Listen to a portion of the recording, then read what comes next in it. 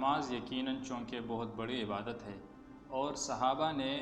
نماز ادا کرنے کا وہ حق ادا کیا تھا جو آپ صلی اللہ علیہ وآلہ وسلم نے ان کو سکھایا تھا، اور آپ صلی اللہ علیہ وآلہ وسلم نے ان کو فرمایا بھی تھا کہ آپ اسی طرح نماز پڑھو جیسا کہ تم مجھے نماز پڑھتے ہوئے دیکھ رہے ہو۔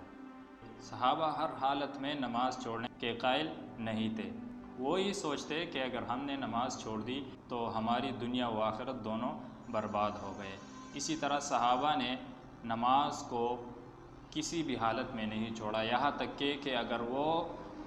کسی کے سہارے پر اور گھسیٹتے ہوئے نماز میں حاضر ہو سکتے تو بھی جاتے تھے، لیکن نماز چھوڑتے نہیں تھے۔ اگر ان کو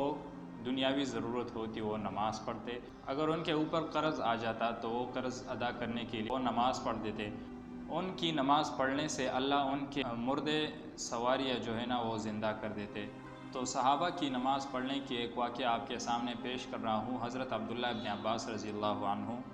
کہ انہوں نے کیسے نماز کے لیے اپنی بدن کی قربانی دی تھی کہ ان کے آنکھوں میں ایک مرتبہ پانی آیا تو آنکھ بنانے والے طبیب حاضر ہو گئے اور انہوں نے عبداللہ ابن عباس رضی اللہ عنہ سے اجازت مانگی کہ اگر آپ کی اجازت ہو تو ہم آپ کی آنکھ بنا دیں، لیکن 5 دن تک آپ کو زمین کی بجائے آپ کو کسی اونچی لکڑی پر سجدہ کرنا پڑے گا، تب ہی آپ کی آنکھ ٹھیک ہو سکتی ہے، ورنہ تو آپ کی آنکھ ٹھیک نہیں ہو سکتی۔ حضرت عبداللہ ابن عباس رضی اللہ عنہ نے فرمایا کہ مجھے 1 رکعت بھی اسی طرح پڑھنا منظور نہیں ہے، میں ساری عمر اپنی نظر کی قربانی دے سکتا ہوں لیکن مجھے نماز اسی طرح پڑھنا منظور نہیں ہے، کیونکہ مجھے آپ صلی اللہ علیہ وآلہ وسلم کا ایک ارشاد معلوم ہے کہ جو شخص ایک نماز بھی جان بوجھ کر چھوڑے وہ اللہ کے سامنے قیامت کے دن اس طرح پیش ہوگا کہ اللہ اس سے ناراض ہو۔ تو اس نے آنکھ بنانے سے انکار کر دی اور اپنی نماز کو باقاعدگی سے اسی طرح جاری رکھا۔ صرف 5 دن کے لیے ان کو یہ بھی نہیں بتایا گیا کہ آپ نماز نہیں پڑھو گے، ان کو بتا دیا کہ آپ بجائے زمین کے لکڑی پر سجدہ کریں گے تو آپ کی آنکھ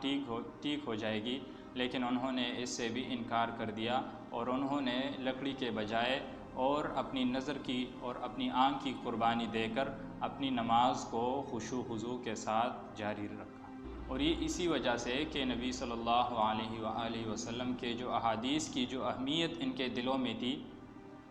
اسی وجہ سے انہوں نے اپنی نظر کی قربانی، اپنی جان کی قربانی، اپنی مال اور اولاد کی قربانی بھی دی، لیکن نماز ادا کرنے کا وہ حق ادا کیا جو نماز ادا کرنے کا حق ہے۔